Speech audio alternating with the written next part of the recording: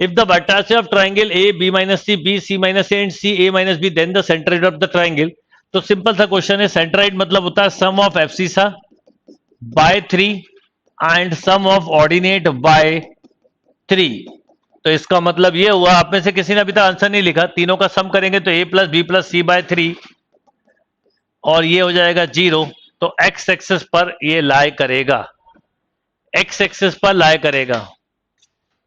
Area of triangle whose vertices are a cos theta, b sin theta, minus a sin theta, b cos theta and. अब area of triangle के लिए मैंने एक आपको shortcut formula बताया था, अगर याद हो। a अगर x1 y1 है, दिस इज x2 y2 और ये x3 y3। ओके, तो area of triangle is simple, एक ट्रिक फॉर्मूला भी हमने लिखा था, x1 minus x2, x2 minus x3, y1 minus y2 and y2 minus y3। तो क्या हो जाएगा बेटा, हाफ। इनको सब्ट्रैक्ट करिए तो a cos theta minus minus plus, तो a बाहर आ जाएगा, आपको एक तरह से मिलेगा cos theta plus sin theta. Okay, यहीं पर आप बताइए क्या हो जाएगा, b अगर बाहर ले लूं तो b बाहर लूंगा तो मिलेगा sin theta minus cos theta. फिर इसके साथ आइए अगले के साथ, ये कितना हो जाएगा बेटा, इसको इससे माइनस करोगे तो आप जब दोनों के साइन कैसे हैं बेटा, सेम, तो ये ऐसा हो जाएगा, माइनस ए बाहर भी लिख सकते हो तो sign theta minus of cos theta.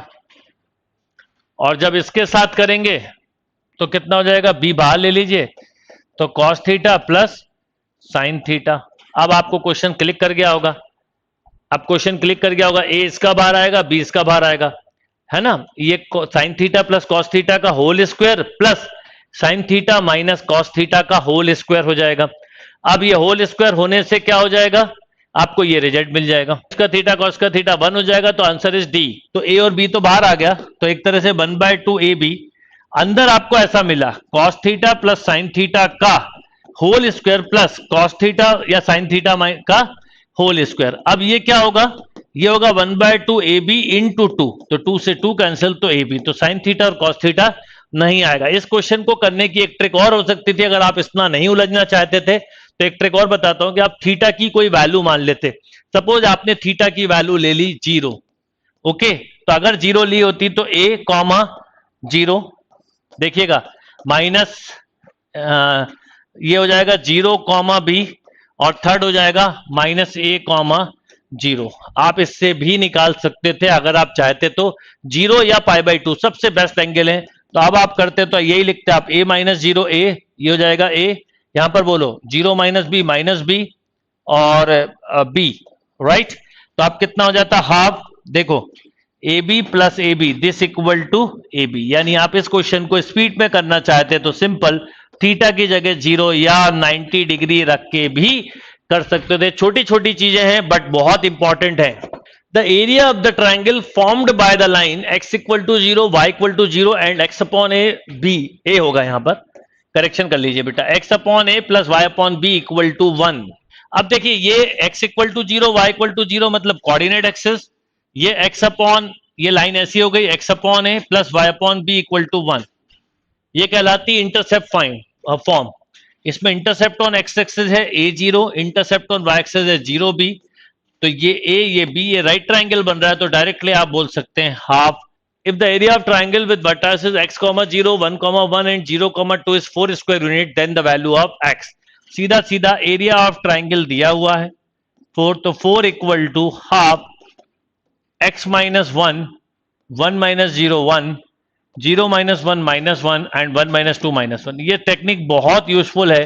ये हो जाएगा माइनस एक्स प्लस 1 प्लस 1, यानी एक तरह से आप ऐसा भी बोल सकते हैं कि x इक्वल टू, x इधर आ गया तो माइनस ऑफ 6। सबसे पहले कोई भी क्वेश्चन करो तो एक रफ डायग्राम जरूर बना लीजिए, उससे काफी हेल्प मिलती है। तो ये हो गया a b c d, a है 0 0, ये है 3, 4, ये है 7, 7 और ये है 4, 3।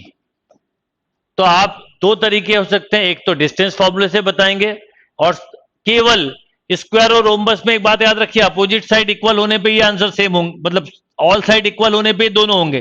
पर डायगोनल बताएगा कि स्क्वायर है कि रोम्बस है। Same thing, opposite side equal होने पे रेक्टेंगल या पैरेललोग्राम होगा, डायगोनल बताएंगे कि रेक्टेंगल है कि पैरेललोग्राम है।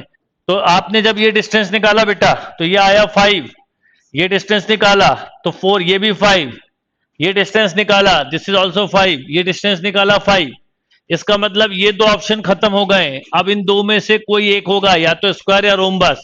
अब ये डिसाइड करेगा डायगोनल, ये होगा √7 49 49, यानी √7 और ये निकालेंगे आप तो ये इक्वल नहीं आएगा, दिख ही रहा है, ये 1 + 1 √2। तो आंसर हुआ rhombus.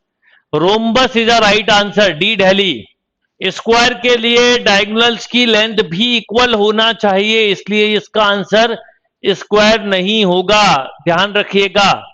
The triangle joining the point is equilateral triangle, right angle triangle, isosceles triangle, scalar triangle. ये ए बी सी या पी क्यू आर वो तो एक ही बात है। देखिए 2 7